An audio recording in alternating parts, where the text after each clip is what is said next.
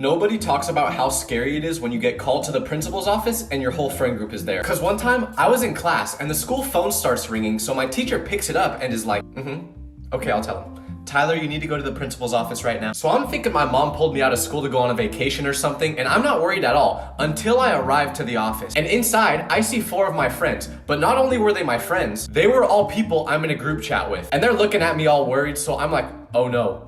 I know what happened. Our group chat text finally got leaked. It's over, we're cooked. Or at least that's what I thought, because once I arrived, the principal told us she was glad we were all there because she needed to talk to us as a group. But what she told us was that she saw us jaywalking one day after school and that we need to stop doing that. When she said that, we all took a big exhale looking at each other. As long as she didn't find out about the group chat, I don't care what we're getting in trouble for.